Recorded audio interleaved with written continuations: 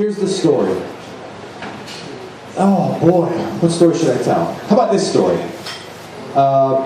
Many years ago, I was 16, 17 years old, right? I was relatively young, living in Los Angeles in a little apartment next door to my brother. And the reason I was living next to my brother is my mother's a Scientologist. That's a whole other story that I'll tell some other time. So I couldn't live with her. So I was living in this little apartment next to my older brother. And I was a bit of a novelty to my brother and to his friends because I was, 16 years old, but I acted older. But acting older is a strange thing. It just basically means that older women want to have sex with you, is essentially what acting older means. So I fit into awkward situations. Now, one day we were at this bar, and I was sitting in a booth along the side wall. My friend John was sitting opposite me. And somebody walks up to my left, and I want to be cool, so I don't look at him.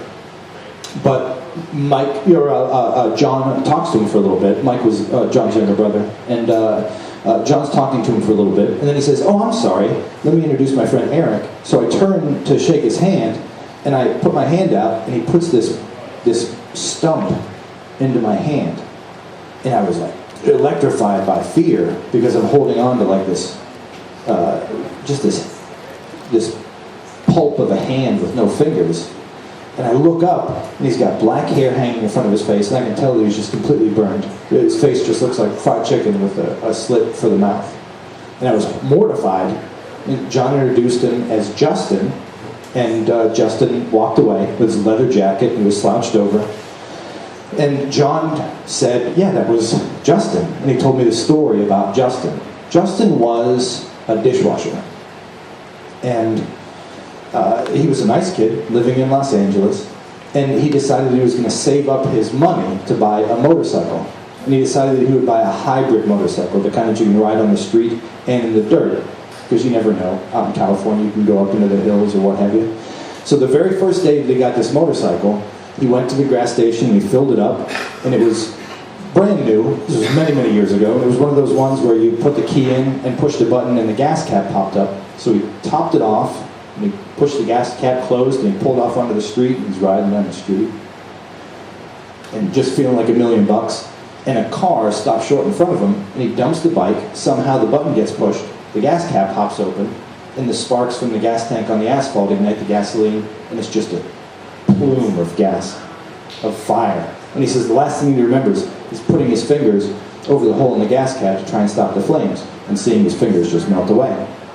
So here's this dishwasher that suddenly, when he wakes up, is a multi-millionaire. Because it was this accident that made people realize that the pop-open gas cap was a very bad idea. So he got, I think, $50 million up front and $3 or $4 million a year for the rest of his life. And the interesting aspect of this story is that it almost made his life livable. Because it's a lot of money. People will be your friend. Women will sleep with you. People will tell you that you're good at things. That's a lot of money. And that's how John became friends with Justin. Because wherever Justin went, there were bottles of champagne, there were jars of caviar, speakers. And Justin had this really interesting personality defect where he would become really excited about something for a short period of time and then lose interest in it.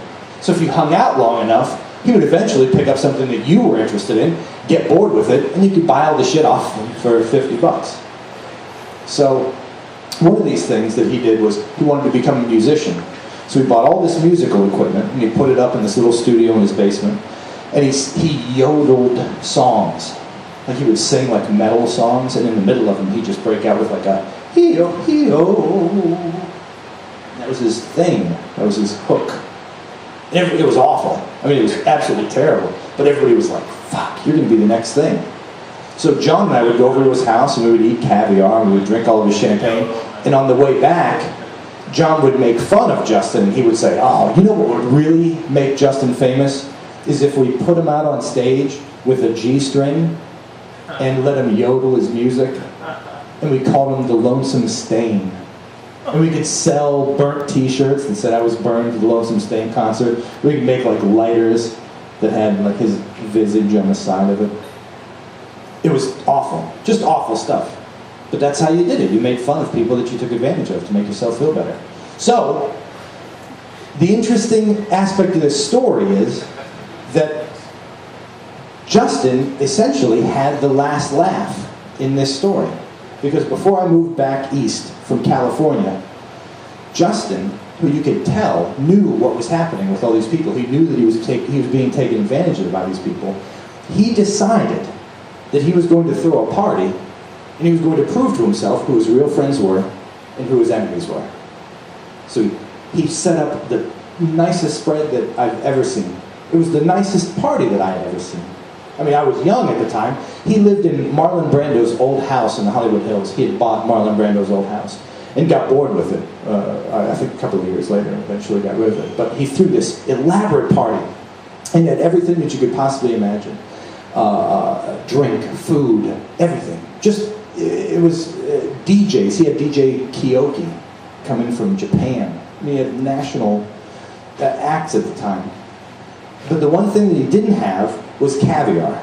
And the reason they didn't have caviar was because that's what everybody always wanted. That was opulence. That was, hey, Justin, could you give me $200 so I could run down to the store and get caviar? So he decided no caviar. He would have one container of caviar kept in his refrigerator, and he would poison the caviar. He would put a big sign on it that said, "Do not eat. This caviar belongs to Justin." And he decided that that night he would see who his friends were and who his enemies were. So he waited. And he walked out and he mingled throughout the party. I was there at the party. And I remember nothing ever passed his face. Not that I would have noticed. But he seemed very calm and very, very sure of what was happening.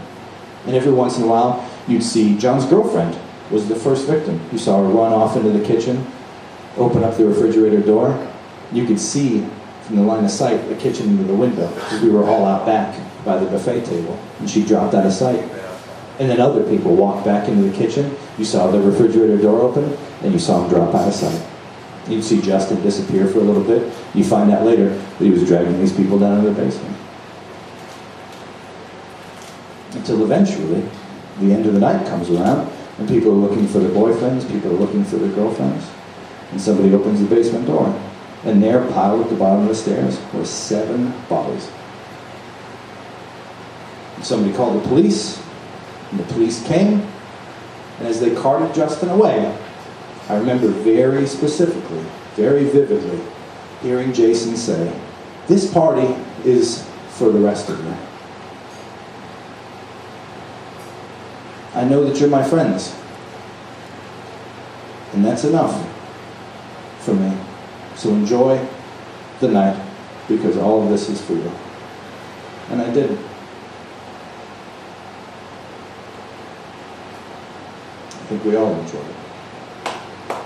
My name is Eric Alleman. Thank you very much for listening to the story.